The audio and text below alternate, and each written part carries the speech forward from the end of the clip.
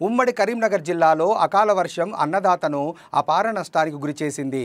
గాలివాన, వడగళ్లు రైతన్నను కోలుకోలేని విధంగా దెబ్బతీశాయి. పెట్టిన పెట్టుబడి కూడా వచ్చే పరిస్థితి లేకపోవడంతో అన్నదాతలు ఆవేదనతో ఆందోళన చెందుతున్నారు. 4-5 రోజులుగా 40 డిగ్రీల వరకు ఉష్ణోగ్రత నమోదైన ఉమ్మడి కరీంనగర్ జిల్లాలో అకాల వర్షం అన్నదాతలను ఆందోళనకు గురిచేస్తుంది.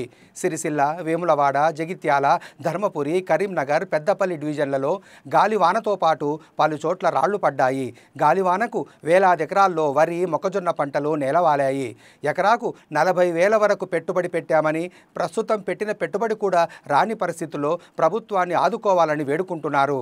ధర్మపురి మండలం, జగిత్యాల జిల్లా.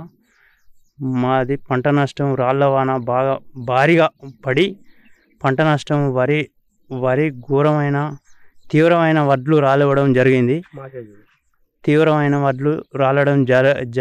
జరిగింది. పొలాలు బాగా అడ్డం పడ్డాయి. మునగ కానీ టమాటా, వంకాయ, దోస, బీర అన్నీ నేలపాలయ్యి మట్టిలో కలిసిపోవడం జరిగింది.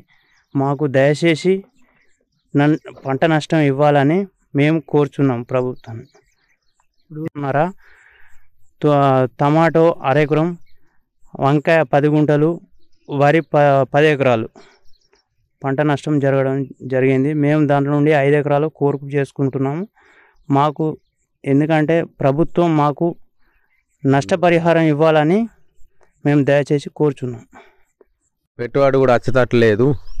ఈ వడగట్ల వానతోని రాత్రి కురిసిన వర్షానికి రాళ్ళు వాడి మొత్తం రాలిపోయింది పంట.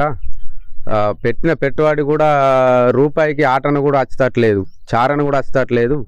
కాబట్టి ఈ గవర్నమెంట్ మమ్మల్ని ఆదుకోవాలని మేము కోరుకుంటున్నాం. ఈ పొలం అంతా వండినది, మొత్తం గొలకంతా రాలింది. చేతికి వచ్చిన పంట బాగా ఖరాబ్ అయింది. కాబట్టి ఈ ప్రభుత్వం ఆదుకోవాలని